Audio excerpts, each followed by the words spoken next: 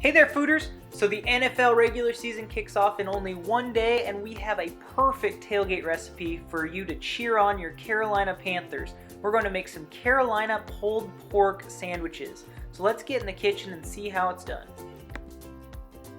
So first things first, we're going to get our wood chips ready for the smoker. So we're going to soak about 5 cups of hickory chips in some water.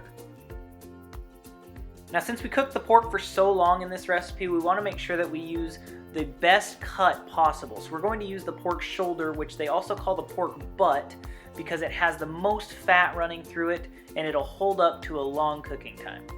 Now since we're using such a big cut of meat, we want to make sure that we season the inside as well as the outside to keep it juicy and to give it some flavor. So we're going to mix a little bit of apple cider vinegar with a cup of apple juice. We're going to inject this inside of the pork, which is going to give it a great moisture and great flavor. Now there's no exact science to how much injection you want into your pork. Just put as many holes as you possibly can until it's leaking out everywhere. Good barbecue definitely starts with a good rub. So we're going to start with a half a cup of brown sugar, and to that we're going to add 2 tablespoons of chili powder. Then for a small amount of heat, we're going to add 1 tablespoon of cayenne pepper and 2 tablespoons of ground mustard powder. Then add in 2 tablespoons of onion powder, followed by 2 tablespoons of garlic powder. And then we're going to add 1 tablespoon of salt and a couple teaspoons of ground black pepper. Give your rub a really good stir so that everything gets evenly distributed all over the pork. We're going to take our pork and generously add our rub. Don't be shy with this. Use all of the rub, and we're going to massage it into every part of the pork.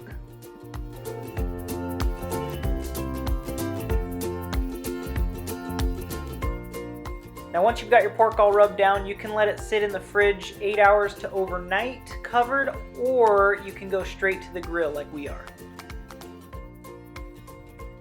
Now I do not have a smoker, but I've found that this technique works perfect for my gas grill.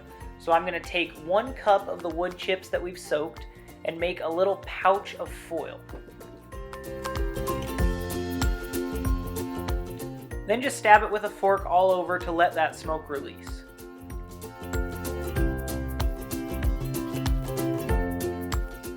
So in order to keep our grill at 250 to 300 degrees, which is the low heat that we need, we're going to just light 1 burner and put our wood chips over that burner, and then the other 3 burners we won't light, and that's where the pork will go.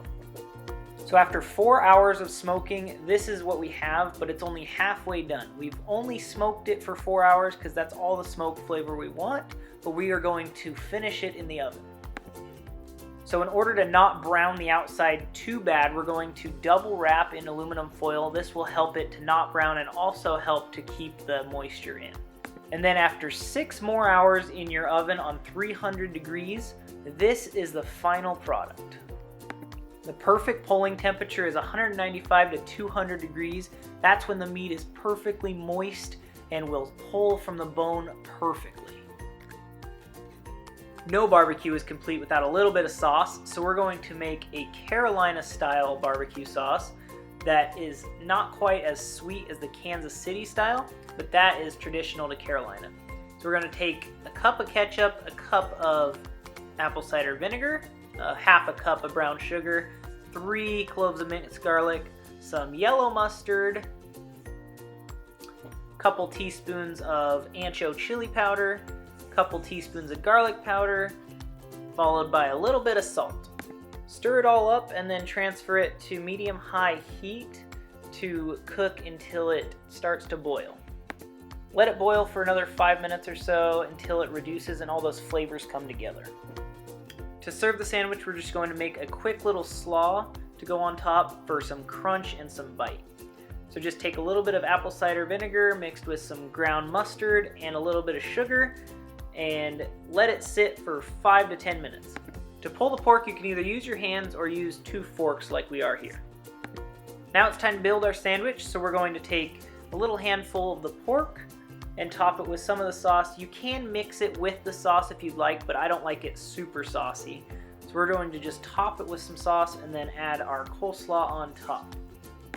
And And there you have it, guys, a delicious Carolina pulled pork sandwich, perfect as you watch the Carolina Panthers take on the Broncos on Thursday. Thank you guys so much for watching. Don't forget to subscribe to this channel, like this video, and follow us on Facebook and Instagram. See you guys next time.